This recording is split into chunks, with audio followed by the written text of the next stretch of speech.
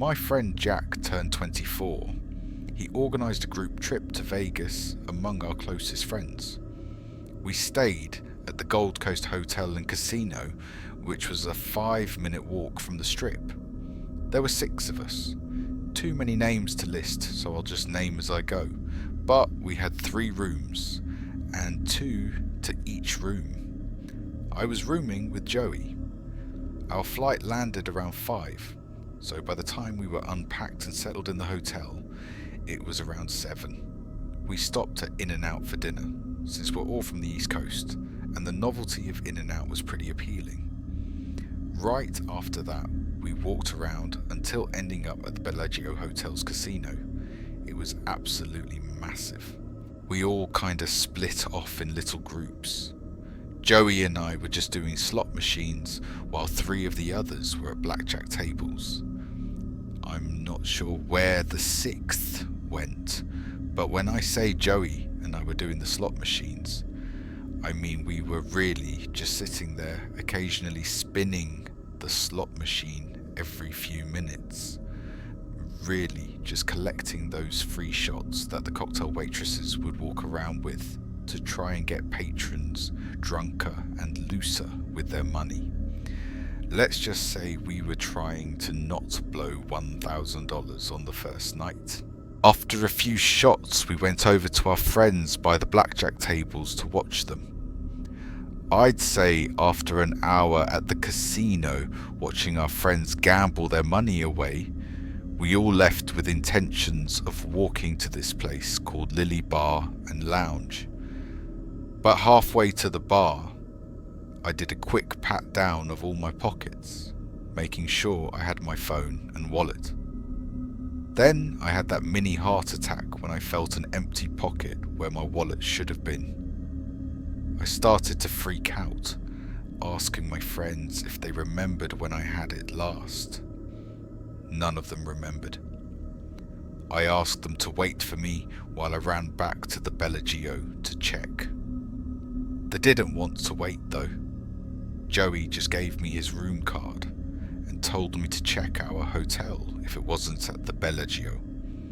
Then the 5 of them continued walking to the bar while I ran back to the casino of the Bellagio.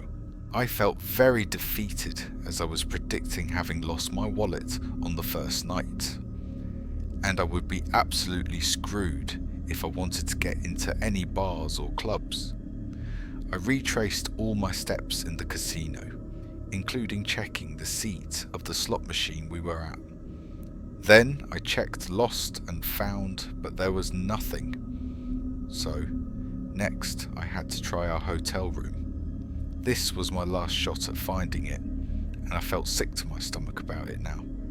I felt this could ruin my entire trip.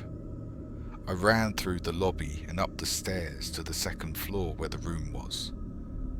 I got to the door and tried Joey's keycard. The card reader flashed red a few times. I wondered if he had a faulty card. I rubbed the card with my shirt to remove any smudges or whatever could be hindering the card reader. On the next try, it beeped and lit green. I opened the door. I started searching the entire room, throwing clothes out from my suitcase and onto the bed, digging through my suitcase, then tearing through the bed sheets even though they weren't even slept in yet. I checked under the beds, pillows, on the table and TV stand, but it was not in there. I collapsed on the bed, literally wanting to cry. Then I thought to maybe call the front desk and ask if it was turned into lost and found. So I did just that. The desk worker picked up on the 3rd or 4th ring, and I asked if they could check the lost and found for my wallet. She said, "Hold on," then put me on hold for a minute. When she came back, she asked what my name was, because apparently lots of people lose their wallets in Vegas. I told her my name. Then she said something that confused me. She said something along the lines of, "Sir, Didn't I speak to you just now at the front desk when you asked me what room number you were in? I asked when she was referring to, and she said within the past 5 minutes. That wasn't possible because I'd been gone for nearly 2 hours. I told the lady I was coming down to the front desk, then I hung up. But it made me wonder, just what if?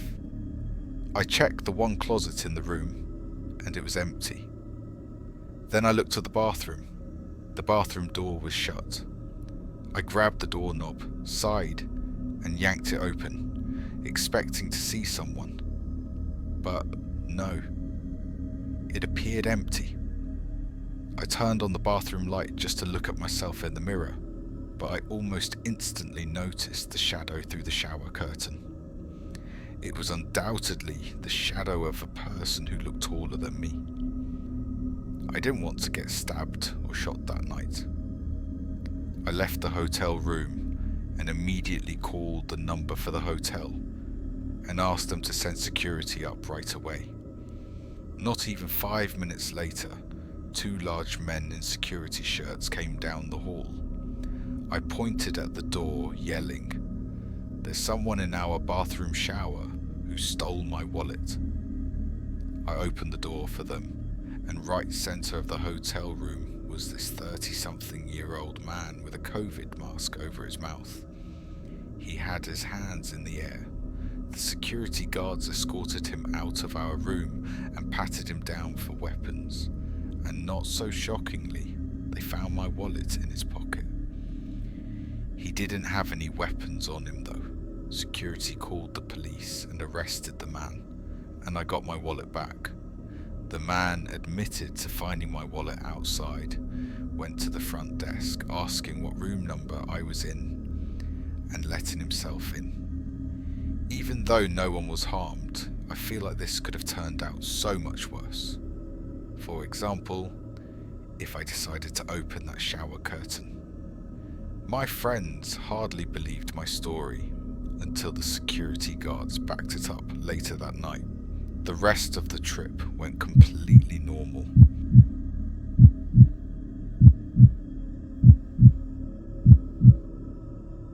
A few years back, I stayed with 3 friends in Bally's Hotel in Vegas, once known as the MGM Grand until November 21st, 1980, when it burned down. The fire began from a refrigerated pastry display case in one of the restaurants located on the first floor. Apparently, the fire engulfed the resort's casino, and the smoke traveled into the hotel tower, killing 85 people due to smoke inhalation. We read about this in some of the reviews of the place while booking, but I mean, that was 40 years ago. How would it really affect our stay? The rates for rooms were surprisingly more affordable than some comparable hotels for that specific weekend. So we booked it. Something I didn't pay attention to in the reviews though, were the number of people who reported witnessing and hearing strange paranormal events. There were even reports of ghostly activity in the casino. The most common complaint hotel guests make is the presence of a smell of smoke and burning, especially on the upper floors, even if there's no one smoking. But I wasn't aware of any of this on our first night there. On our second night there, we went to a couple casinos, then got dinner and went back to the room to regroup before heading back out. Not without stopping at a liquor store for some booze beforehand.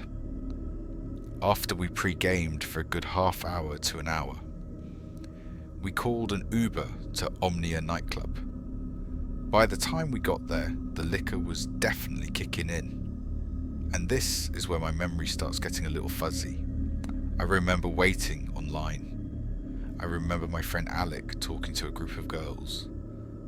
Then suddenly, I was inside the club at the bar.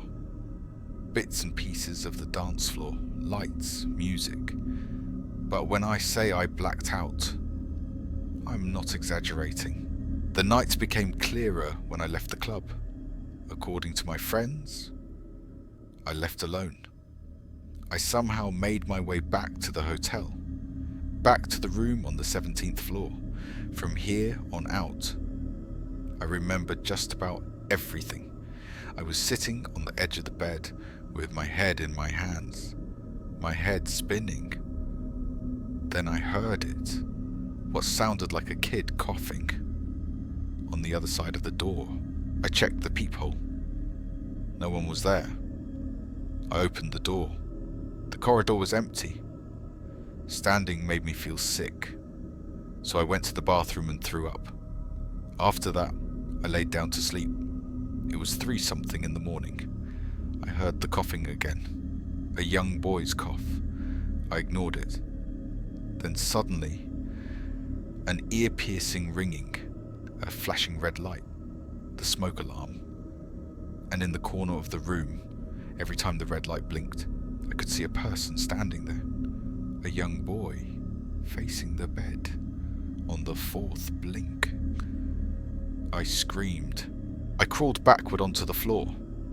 I didn't know if I was hallucinating, or seeing a ghost.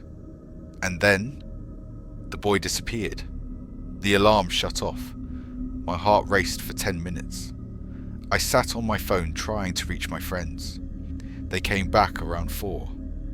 I didn't tell them. The next day, I researched the hotel. Other guests reported hearing a boy coughing on the 17th and 18th floors. I didn't want to stay there anymore. Thank God it was only a 3-night trip.